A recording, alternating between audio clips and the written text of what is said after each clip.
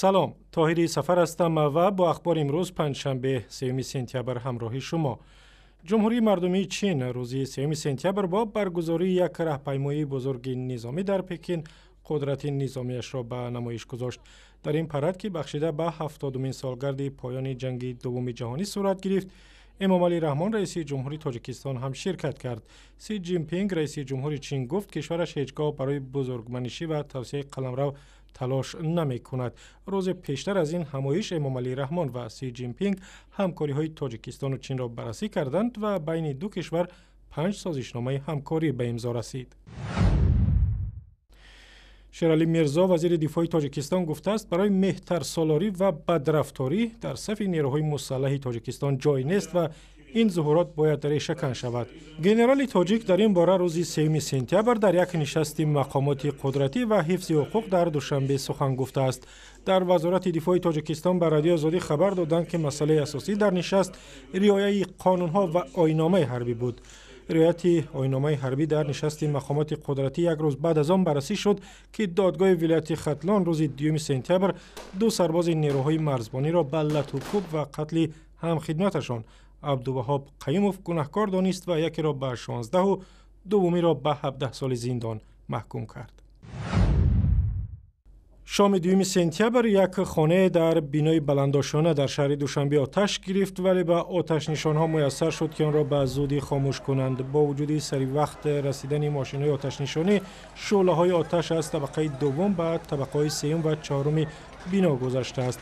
وزارت امور داخلی روز 3 سپتامبر گفت سوختار در طبقه دوم بینای در کوچه سعدی شیرازی در ناحیه سینا در دوشنبه بنابر ترکیدن بالون گازی مایع به وقوع پیوسته است، ولی خوشبختانه در این فلاکت هیچ کس آسیب ندید. ساکنان بنا به خبرنگار رادیو آزادی گفتند سری وقت خانه‌های خود را ترک کردند و هیچ نفر هم برای کمک طبی مراجعت نکرده است. در یک مراسم در شهر خوجند خویشاوندان افراد جمع آمدند که ماها و سالهاست بی‌درکند و خط و خبری از آنها نیست. در این مراسم که با مساعدت سازمان‌های غیر حکومتی محلی و کمیته بین المللی صلیب سرخ صورت گرفت، 10 نفر والدان شرکت کردند که خط و خبری از فرزندان بینشان شدهشان ندارند و پیوسته غم و غصه آنها را می‌خورند. یکی از آنهایی که فرزندش را 1 ماه پیش در روسیه گم کرده است به رادیو آزادی گفت امروز 28م بگویی که کار بعد کار گم و خودش تاکسی کار میکرد، ماشینش آورده موندگی بدره تمام مسکو و شهر مسکو. با گفته کمیته بین المللی صلیب سرخ در تاجیکستان تقریبا 1500 نفر به حیث بی‌درک ثبت نام شدند و 3 آنها هنگام مهاجرت کاری در روسیه بنشان شدند. مریم دولت و جامعه شناس تاجیک میگوید هویت ملی در انسان از کودکی شکل میگیرد و نقش خانواده ها برای تربیت این هویت فوق العاده مهم است. مریم دولت و چند پیش کتابی را با نام نقش محیط عائله در تربیت هویت ملی نشر کرد که مقاله های تحلیلی این جامعه شناس را در بر گرفته است. همکار ما در دوشنبه سروینازی روح الله با مریم دولت و درباره هویت ملی مردم در تاجیکستان صحبت کرد. معلم این کتابتون بیشتر مقاله های خود شما را در بر میگیرد و خودتون میخواستین بیشتر اوید این کتاب مفصل تر میگفتید. کتاب 7 مقاله رو در بر میگیرد و شرف اون که امسال سال عائله اعلام شده است و مشکلات عائله داری تاجیک به حدی رسید که حکومت جمهوری تاجیکستان مجبور شد اون را اعتراف کند و سال عائله اعلام کند. و در این کتاب مقاله های نشر شدند که جنبه های گوناگونی مسائل عائله داری امروزه را در بر میگیرند و مقصد از تهیه کتاب هم همون بود که با اونهایی که در مسئله عائله مسئول هستند، این کارمندان تشکیلات های مخصوص، آموزگاران، پدر و مادران که خودشان مثلا جوینده هستند میخواهند برای روزنامه‌نگاران که در این موضوع می نویسند یک کمکی باشد. در این مقاله ها اساساً هم تحلیل رفته است و در پایان هر یک مقاله دستورهای معین هم هست. نقش محیط عائله در تربیت هویت ملی، مثلا انتخاب همین نام روی کتابتون چی هست؟ گپ در سر اون است که ما میخوایم که جامعه آباد داشته باشیم. ما بسیار درباره ملتمون سخن میکنیم. علم میکنند که مثلا در دوره جوانای ما هویت ملیشون ضعیف است، یا مثلا مثلا افراطگرایی به سوریه رفتن جوانان ما یک مشکلات داغ است. ولی این هویت ملی رو با اونها کی میده؟ اگر در اویلا من هنگامی که این سوال در یک کنفرانس خواهش کردن که من صحبت داشته باشم در این موضوع، این سوال همونجا پیدا شد. اگر در اویلا وقتی که ما مادر میگیم، ما وطن مادر میگیم.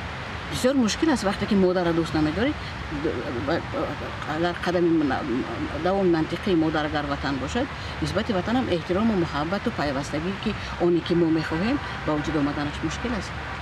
معلمه اصلا چرا فکر میکنید که هویت ملی باید از اویلا سرچشمه گیرد؟ برای که انسان همه چیزی که میگیره در اویلا میگیره. انسان هنوز حتی پیش از دوره‌ای که در بطن مادرش پیدا میشود، از روی اگر که مثلا علم‌های امروزه بگیریم، از روی علم الهیات بگیریم، ازوتریک بگیریم، هنوز پیش از پیدا شدنش حالا که با زمین با این اویلا رابطه دارد، این اویلا رو انتخاب میکنه و وقتی که در این اویلا می آید و از این اویلا بنیاد ارزش‌ها رو میگیره، مقدسات اولین رو از اویلا میگیره. مثلا روانشناسان امروز معین کردن که تمام ارزش‌ها و دانش‌هایی که انسان میگیرد، انسان خردکک میگیرد، تا 3 سالگیش کاملا تشکل می‌یابد و هر چیزی که ما به اون بعدتر می‌دهیم این اندازه است بالای همون ساختار اساسی.